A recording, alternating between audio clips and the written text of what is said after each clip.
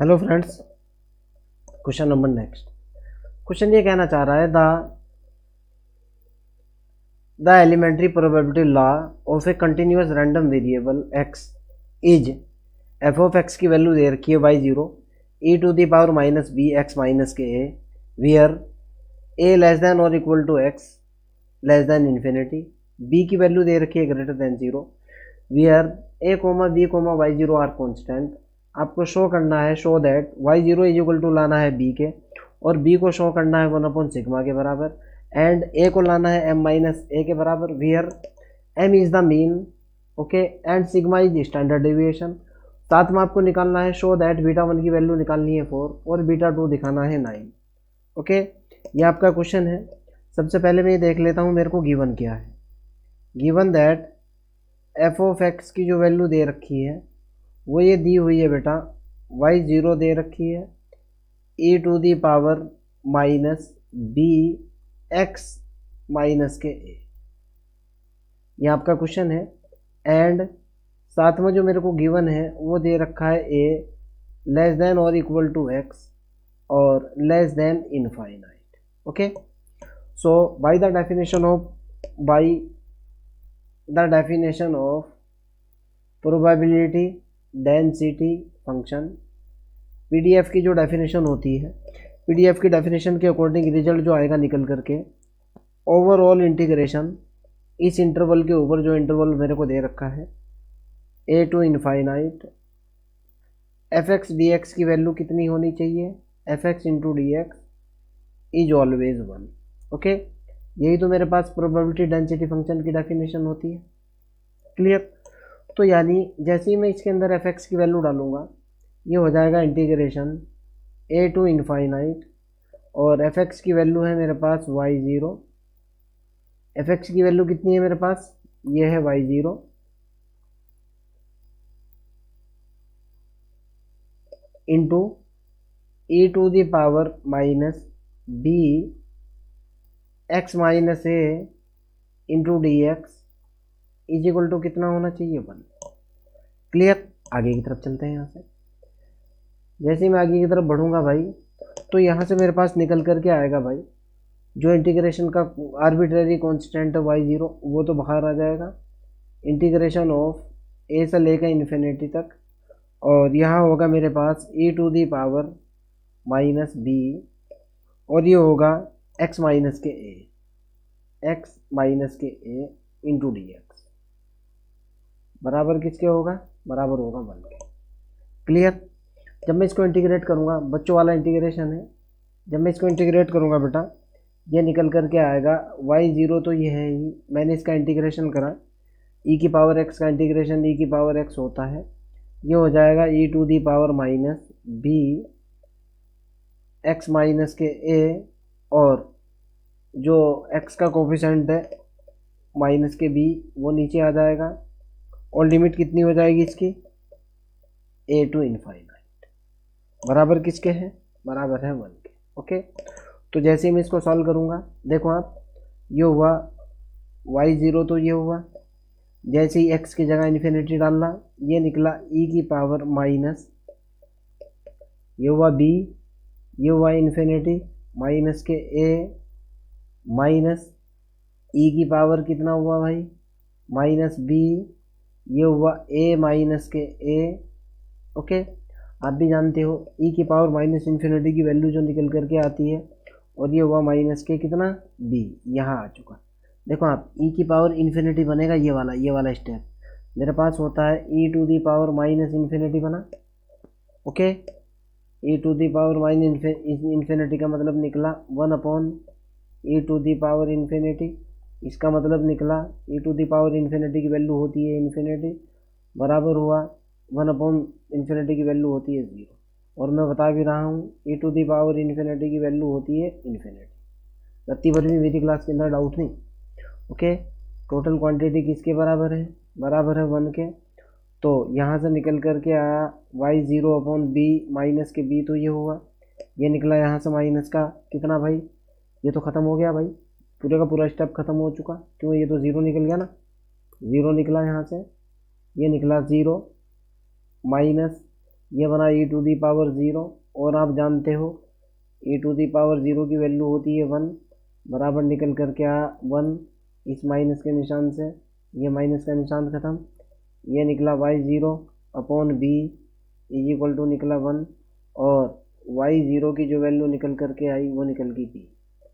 ठीक है ना, पहले वाले को देखते हैं। y0 is equal to b, एक तो ये रिजल्ट क्लियर हो गया, यहाँ तक देखो आप, y0 is equal to b, ये तो प्रूफ हो गया। ब्लैक कलर से देख लो अगर आपको डाउट लग रहा है, ये वाला तो प्रूफ हो गया इतना, y0 is equal to b। अब मेरे को b की वैल्यू 1/सिग्मा प्रूफ करनी है, क्लियर है ना। आगे की तरफ चलते हैं। मैंने यहाँ से निकाला rth moment about at any point. Now हमारे पास जो फार्मूला होता है, हमारे पास फार्मूला ये होता है बेटा, वी नो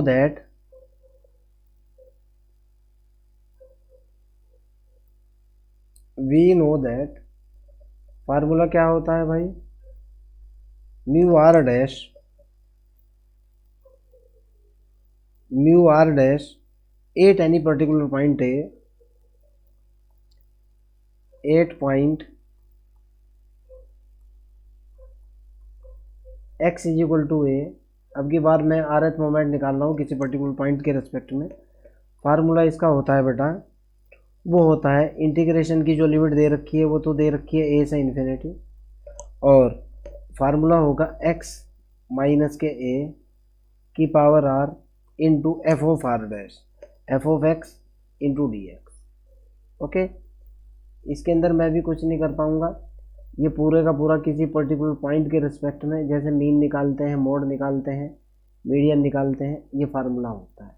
ओके, और एक चीज़ और भी है, मेरे को जो दे रखा है, ज़रा इसको देखो आप, एफ एक्स की वैल्यू y0 तो आ चुका मेरे पास, b इंटू ई की power minus B x. Okay, function को भी देख लेते हैं। यहाँ एफ ऑफ एक्स की जो वैल्यू है, एफ ऑफ एक्स की वैल्यू है वो कितनी है भाई, इसको देखो आप, y इज इक्वल टू तो b आ चुका है, ये है b into e to the power minus B x minus के a। ओके, ये आपकी वैल्यू दे रखी है।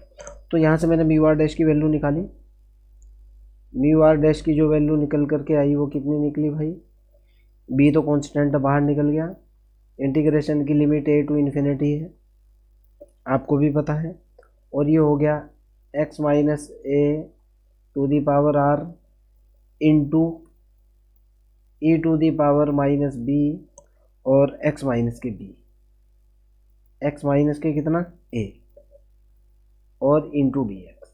क्लियर, यहाँ तक आपको कोई आपत्ति नहीं होनी चाहिए। मैं कह रहा हूँ ज़रा ध्यान से समझने की कोशिश करना, मैं इसके अंदर पुट कर रहा हूँ, पुट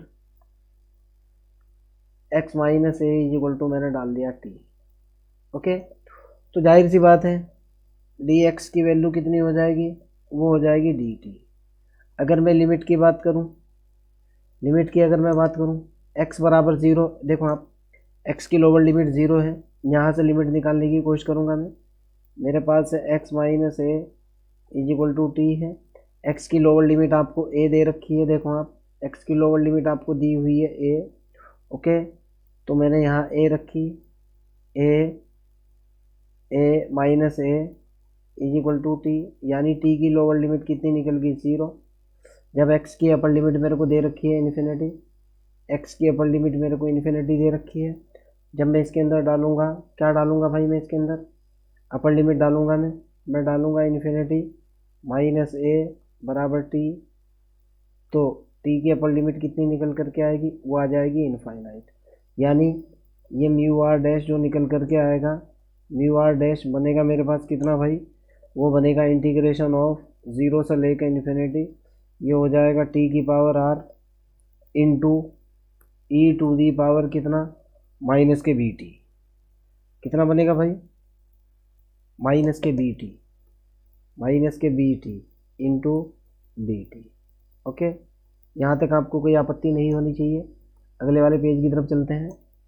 म्यू आर जो मेरे पास निकल करके आएगा भाई, म्यू आर डैश की जो वैल्यू निकलेगी, म्यू आर डैश वो निकल करके आएगा, बी तो ये हो ही गया, इंटीग्रेशन 0 से लेकर इन्फिनिटी तक टी की पावर निकल करके आएगी आर इंटू ई की पावर होगी माइनस के बी इंटू टी और into d t. Okay, into कितना होगा डी टी। थोड़ा इसमें स्टैटिस्टिक से लिखने में प्रॉब्लम होती है। इंटू डी टी, इसका हमारे पास फार्मूला होता है बेटा। ओके, ध्यान से सुनना, इसका टोटल डायरेक्ट फार्मूला होता है ये by gamma function, by gamma integration और गामा फंक्शन। ओके,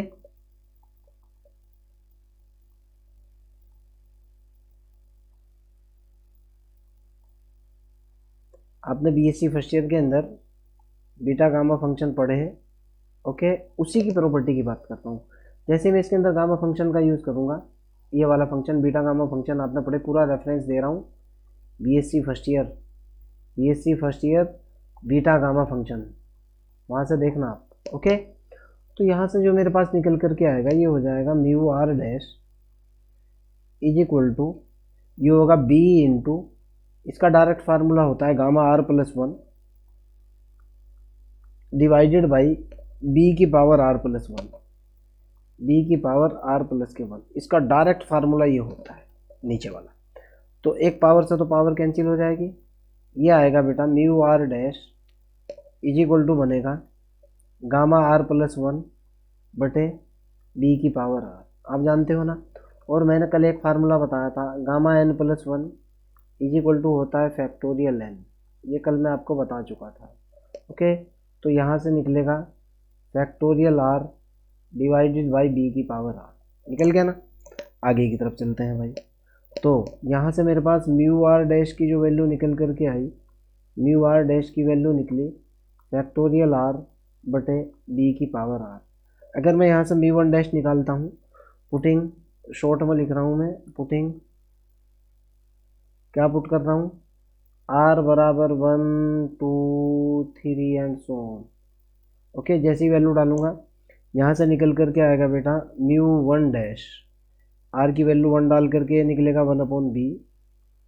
ओके, और अगर मैं आर की वैल्यू 2 डालूंगा, म्यू 2 डैश, ये निकल करके आएगा 2 अपॉन बी स्क्वायर, आपके सामने है। और अगर मैं आर की वैल्यू 3 डालूंगा, म्यू 3 डैश, इसका मतलब निकलेगा फैक्टोरियल 3 बटे बी की पावर 3, यानी म्यू 3 डैश की जो वैल्यू निकल करके आएगी वो हो जाएगी 6 बटे बी की पावर 3, आपके सामने है।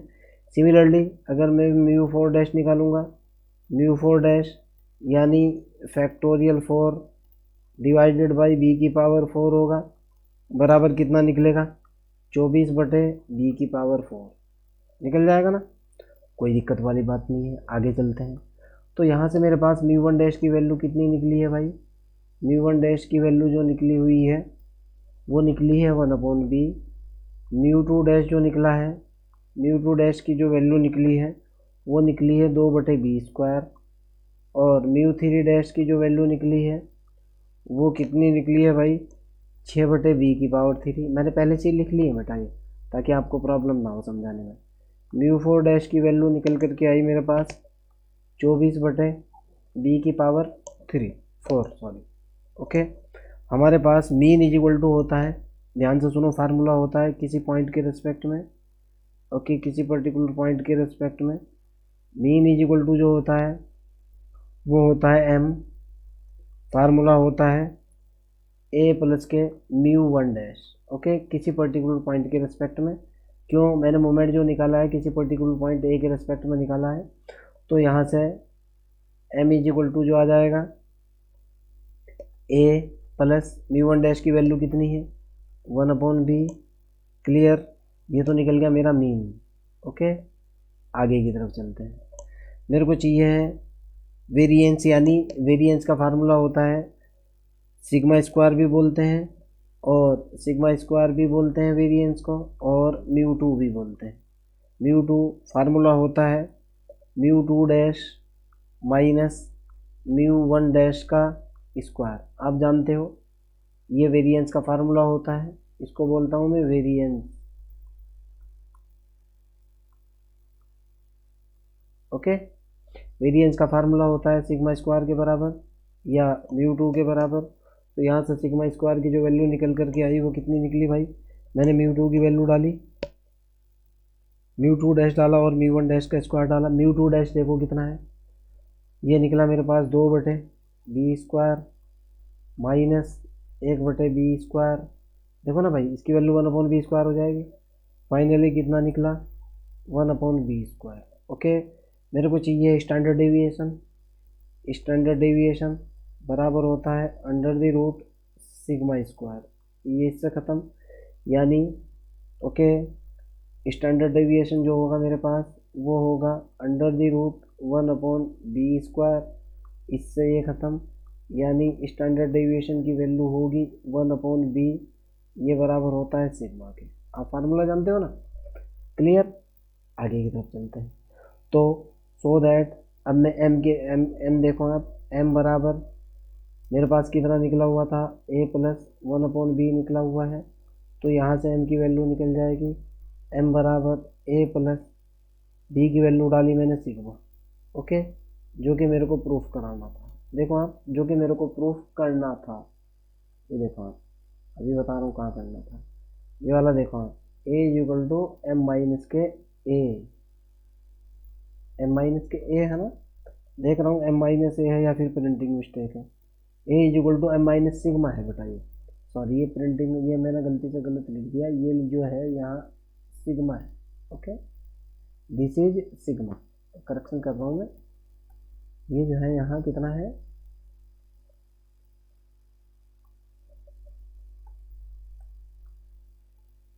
m-k कितना है भाई, ये सिग्मा। ओके, ये है a = प्रूफ करना है मेरे को m-k सिग्मा। चलो चेक कर लेते हैं कितना निकला होगा। m+k सिग्मा आ रहा है यहाँ पे, पीछे देखते हैं, गड़बड़ होगी तो पता लगेगा। यहाँ m-k सिग्मा प्रूफ करा रहा है, तो कहीं ना कहीं फार्मूले में हमने मिस्टेक कर दी है भाई। ओके,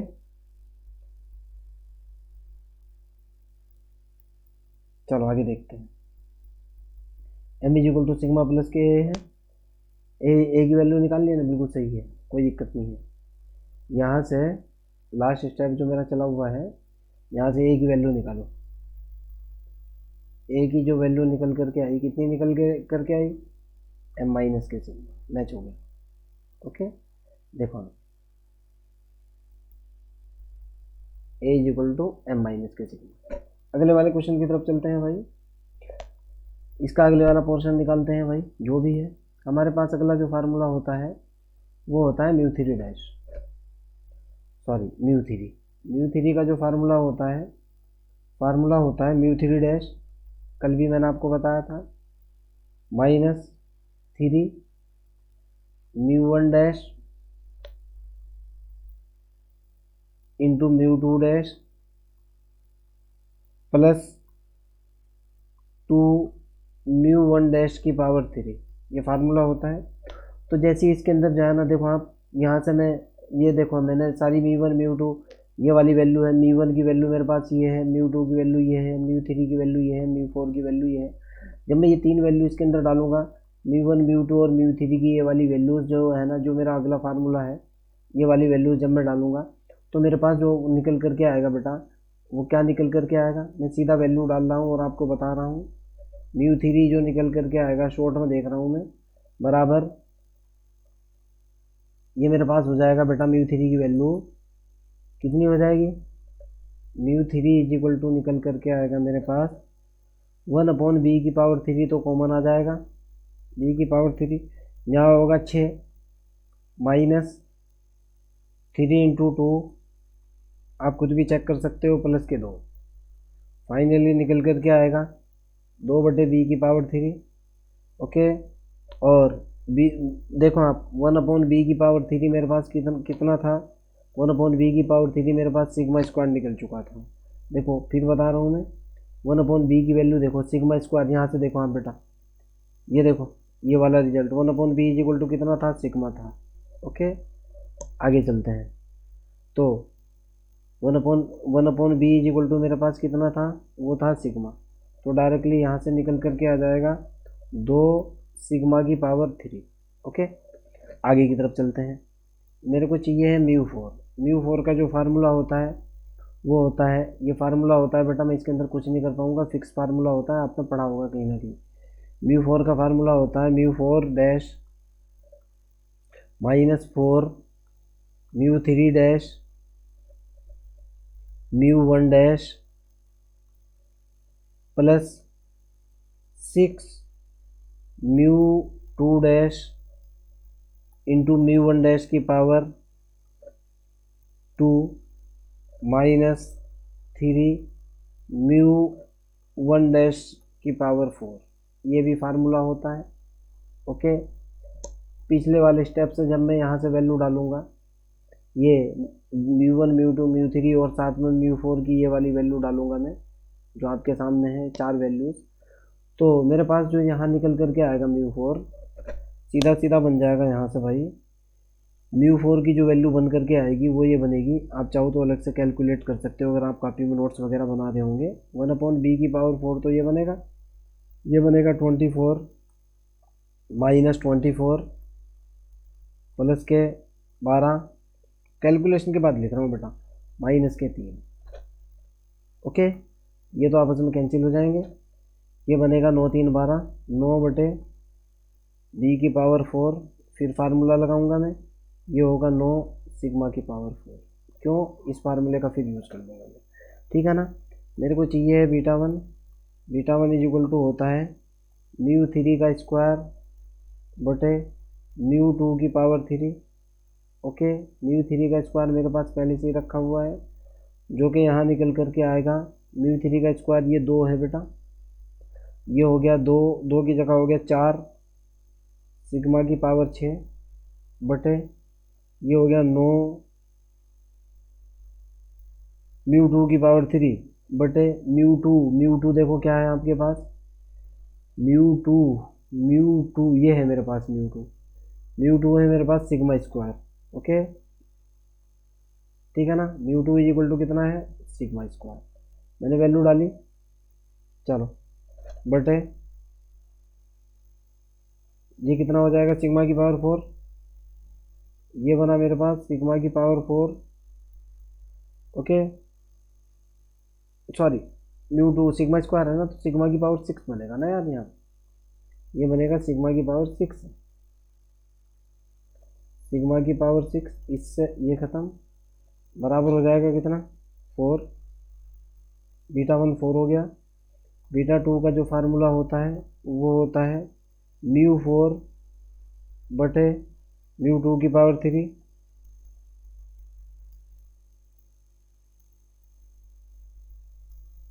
बटे म्यू2 का स्क्वायर, फिर मैंने वैल्यू डाली, ये होगा 9 सिग्मा की पावर 4 बटे सिग्मा की पावर 4। देखो ना आप, म्यू4 का रिजल्ट तो यही लिखा हुआ है यार, ये देखो 9 सिग्मा की पावर 4 आपके सामने लिखा हुआ है ना म्यू4 का रिजल्ट, ये देखो ये आ रहा है म्यू4 का रिजल्ट, ये वाला जो मैं आपको बता रहा हूँ, ठीक है ना। म्यू2 का स्क्वायर ये तो बिल्कुल सिग्मा स्क्वायर था ही, बराबर निकल करके आएगा कितना, 9। Okay, clear. आपका कोई डाउट हो, कोई प्रॉब्लम हो, कमेंट सेक्शन के अंदर क्वेश्चन को डालिए, आई विल हेल्प यू।